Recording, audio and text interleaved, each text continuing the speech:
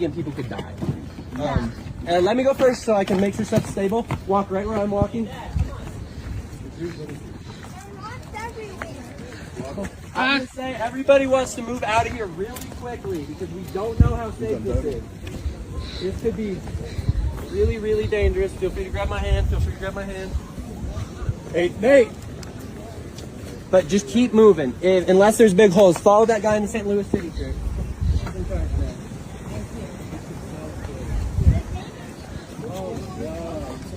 Sumai.